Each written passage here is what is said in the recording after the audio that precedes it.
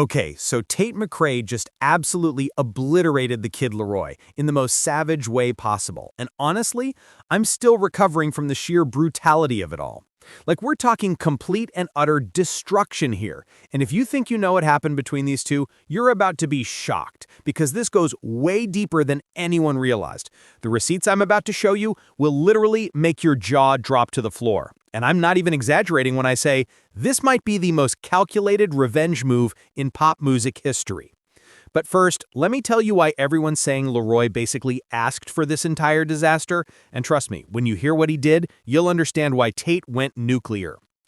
So, back in July, these two officially called it quits after dating for about a year, and at first everything seemed pretty civil, right? Like they weren't throwing shade on social media or anything dramatic like that. Everyone thought, okay, cool, they're handling this like mature adults, which, honestly, in the celebrity world is pretty rare these days. But then something shifted.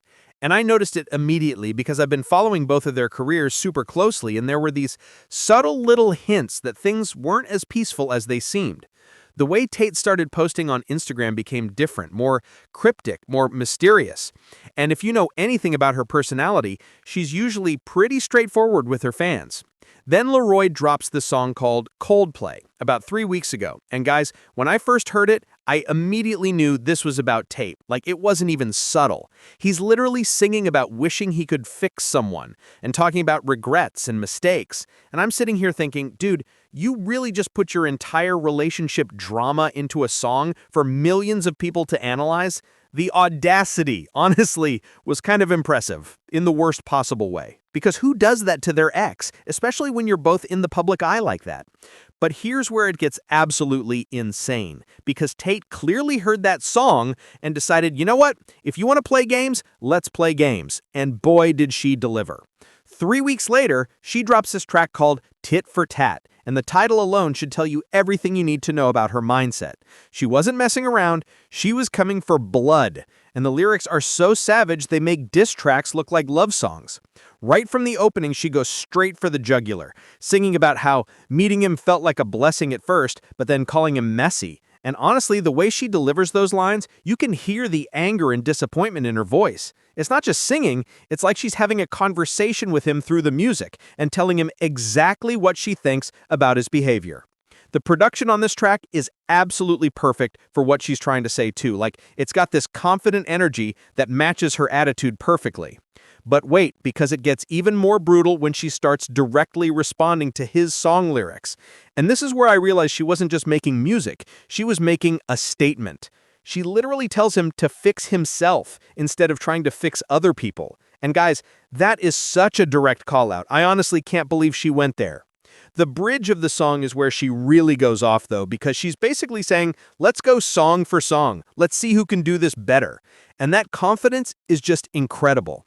You can tell she spent time crafting every single word to maximize the impact. And honestly, it worked, because social media went absolutely crazy when people started connecting the dots. The timing of everything is what makes this so calculated, though. Like, she waited exactly long enough for his song to make its rounds and for people to speculate about what it meant. Then she dropped this atomic bomb response. That's not coincidence, that's strategy. And it shows just how smart she is about handling her career and her public image. What really gets me is how she managed to address the situation without being trashy about it. Like, she's clearly upset, and she's clearly responding to him, but she does it in this classy way that makes her look strong instead of petty. The fans immediately picked up on what was happening too, because they started posting things like, "Rest in peace, Laroi. He's not dead, but Tate just destroyed him." And honestly, they're not wrong.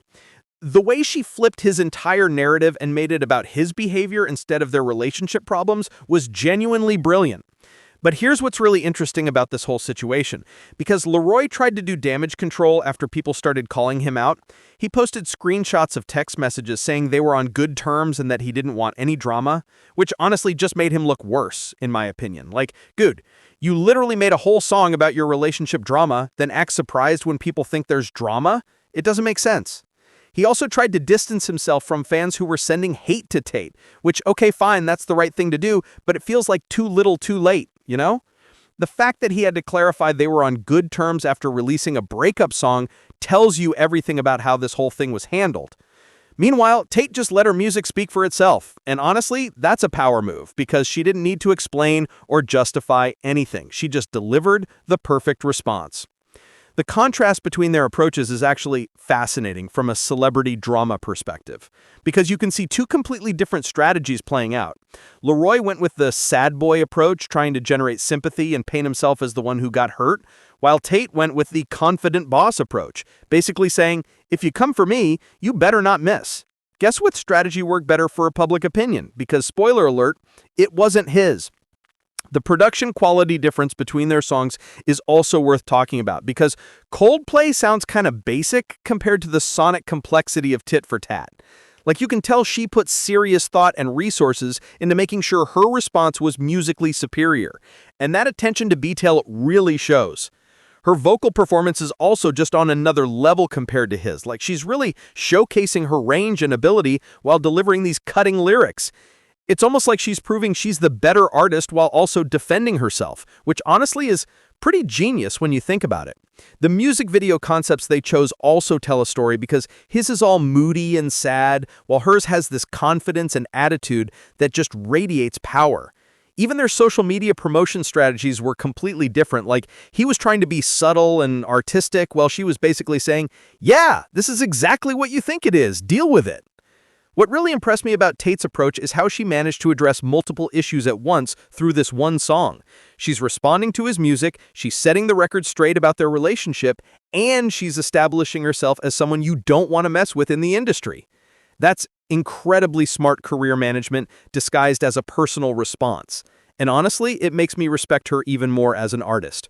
The fact that she can write something this personal and this pointed while still making it a genuinely good song that people want to listen to shows serious talent. Most revenge songs either sound bitter and unlistenable, or they're so generic they could be about anyone, but she found this perfect balance of specific and universal. The cultural impact of this whole situation is also interesting because it's showing a new generation of artists how to handle public breakups and drama.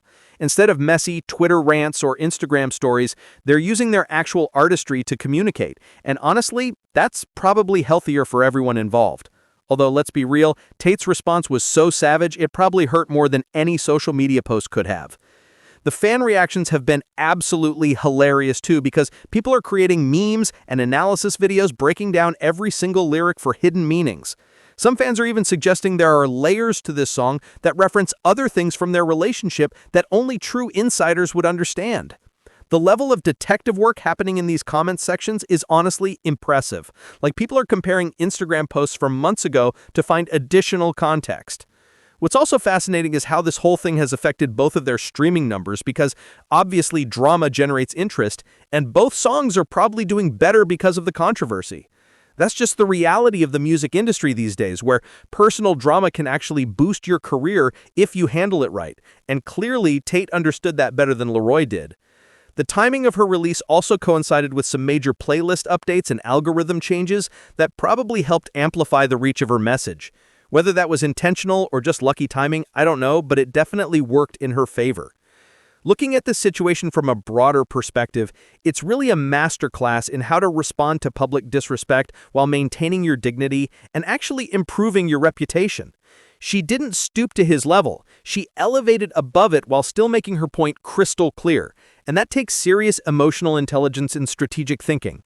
The fact that she managed to turn what could have been a messy public breakup into a career-defining moment shows exactly why she's becoming such a major force in the music industry. Her ability to channel personal experience into compelling art that resonates with millions of people is exactly what separates good artists from great ones. The songwriting on Tit for Tat also showcases her growth as a lyricist because she's managing to be specific enough that the message hits, but universal enough that anyone who's dealt with similar situations can relate to it. That's not easy to do, especially when you're dealing with such personal subject matter, but she pulls it off flawlessly. What really seals the deal for me is how confident and unbothered she seems in all her recent interviews and appearances.